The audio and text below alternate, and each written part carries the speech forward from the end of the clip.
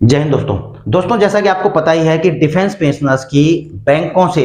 स्पर्श में pension data migration हो जाने के बाद बैंकों का पेंशन डिसबर्सिंग एजेंसी के तौर पर पेंशनर के प्रति कई जिम्मेदारियां खत्म हो जाती हैं। और ऐसे में जब pensioner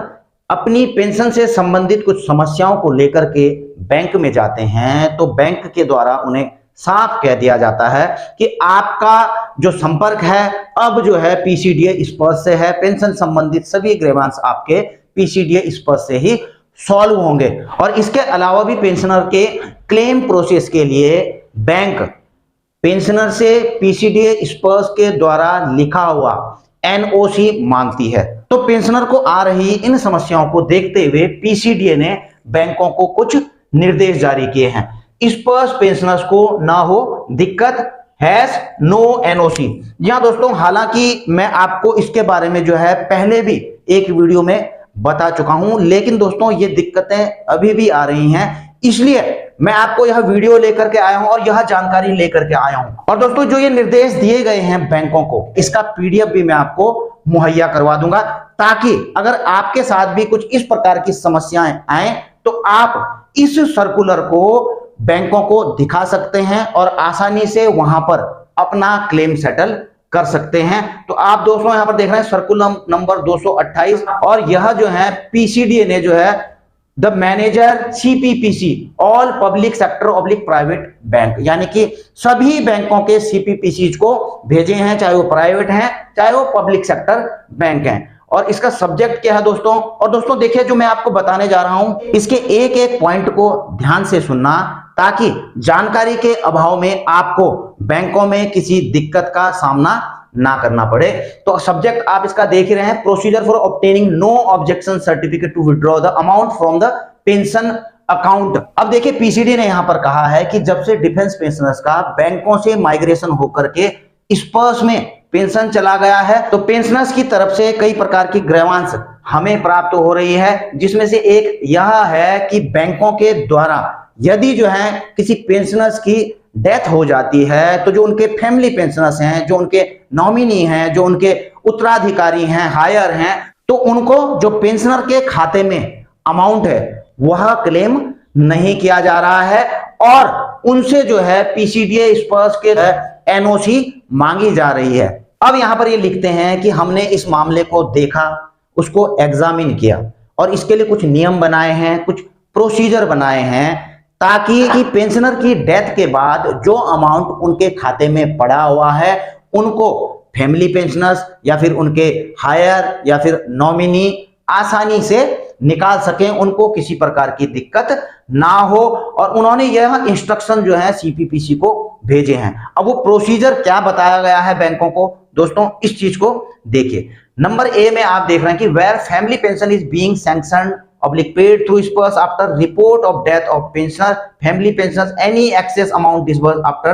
death of pensioner, family pension is being adjusted by spurs from area oblique monthly family pension. Hence, bank will release amount of pension oblique family pension credited prior to the death of pensioner oblique family pensioner to the nominee as per banking nomination rule. अब देखिए यहाँ पर पहला निर्देश यह दिया गया है कि जब एक पेंशनर की मृत्यु हो जाती है और उनके फैमिली पेंशनर के द्वारा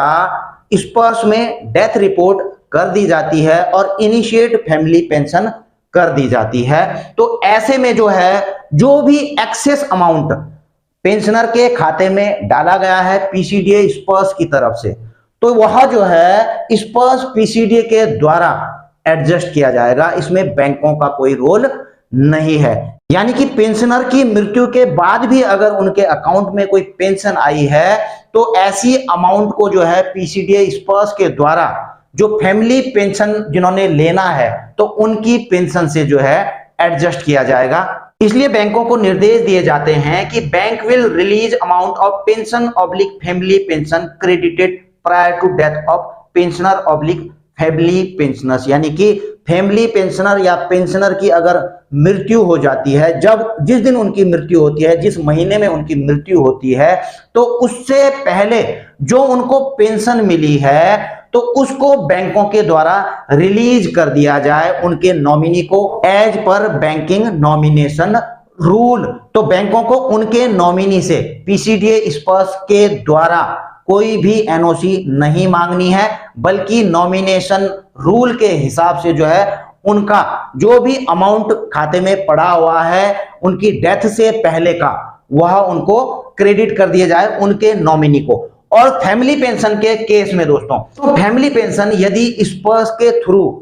शुरू हो चुकी है तो फैमिली पेंशनर से रेफरेंस के तौर पर कोरिजेंडम पीपीओ की कॉपी या फिर एक पेंशन स्लिप बैंक वेरिफिकेशन के लिए ले सकते हैं। और इवन की पेंशनर की डेथ के बाद भी जो उनको पेंशन मिली है अकाउंट में, तो वो जो है फैमिली पेंशनर को बिना पीसीडीए से किसी भी प्रकार का रेफरेंस लिए, एनओसी लिए क्रेडिट कर सकते हैं। क्योंकि अगर फैमिली पेंशनर ज्यादा भी ले लेंगे तो उनकी पेंशन से या फिर उनको जो एरियर मिलना है यह जो है पीसीडीए स्पर्श के द्वारा एडजस्ट कर लिया जाएगा। अब देखिए दूसरा,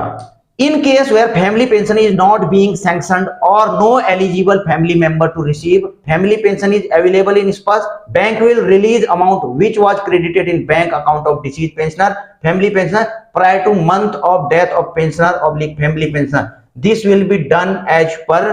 बैंक नॉमिनेशन। मैं आपको बता ही चुका हूं कि यदि फैमिली पेंशन अभी तक सैंक्शन नहीं हुई है तो ऐसे में बैंक क्या करेंगे कि जो पेंशनर की डेथ से पहले जो उनको पेंशन मिली है वह तो बैंक के नॉमिनेशन रूल के हिसाब से उनके फैमिली पेंशन को या फिर उनके हायर को या फिर उनको नॉमिनी को पे कर दिया जाएगा। पीसीडीए से किसी भी प्रकार के एनओसी या कोई रेफरेंस नहीं मांगा जाएगा। Bank need not make any reference from PCDA before release of said amount. However, any amount credited during the month of death of or thereafter to account of pensioner family pensioner will not be released by bank to the nominee. जबकि जो है उनकी मृत्यु के बाद या उनके मृत्यु के महीने में जो उनको पेंशन मिली है उस पेंशन को यह जो है उनके नॉमिनी या फैमिली पेंशनर्स को बैंक पे नहीं करेगा। और जो उनके डेथ के बाद की जो अमाउंट है for settlement of payment credited through Sparsh in month of death of pensioner oblique or thereafter PCD will make reference to the bank for refund of excess amount remitted into bank account post date of death or for final settlement of amount। यानी कि उनकी death के बाद जो भी amount होगी वो PCDA स्पर्श के द्वारा जो है बैंकों को जो भी एक्सेस पेमेंट हो चुकी है पेंशनर को उसके लिए पीसीडीए के द्वारा बैंक को रेफरेंस भेज दिया जाएगा। और उसके बाद जो है बैंक क्या करेंगे, जो एक्सेस अमाउंट है यह जो है पीसीडीए का अकाउंट नंबर है इसमें जो है वापस कर देंगे। तो दोस्तों सिंपल भाषा में यदि मैं आपको समझाऊं, यदि पेंशनर की मृत्यु के बाद फैमिली पेंशन सैंक्शन हो चुकी है और उनको पेंशन मिलनी शुरू हो चुकी है तो बैंक जो है जो मृत पेंशनर हैं उनके खाते में जो अमाउंट है चाहे वो एक्सेस ही अमाउंट क्यों ना दे दी गई हो उसको रिलीज करने के लिए पीसीडीए से किसी भी प्रकार का रेफरेंस या एनओसी नहीं लेंगे। वह पेंशन जो है फैमिली पेंशनर को रिलीज कर दी जाएगी। जितना भी ज्यादा एक्सेस पेमेंट उनको कर दिया गया है उसको एडजस्टमेंट पीसीडीए स्पर्श के द्वारा कर दिया जाएगा वहां पर फैमिली पेंशनर की मंथली पेंशन से या फिर एरियर से। दूसरी चीज, यदि फैमिली पेंशनर का पेंशन सैंक्शन नहीं हुआ है या फिर नॉमिनी इसको क्लेम कर रहे हैं तो ऐसी हालत में जिस दिन तक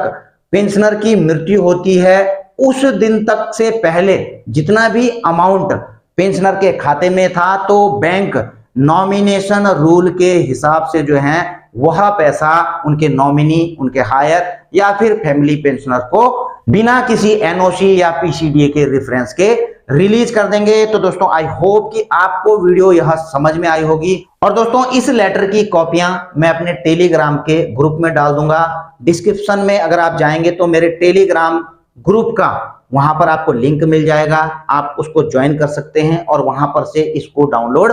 कर सकते हैं। इसी के साथ अपनी वीडियो यहीं पर समाप्त करता हूं। जल्द मिलेंगे नई जानकारी के साथ नई वीडियो में। जय हिंद, वंदे मातरम।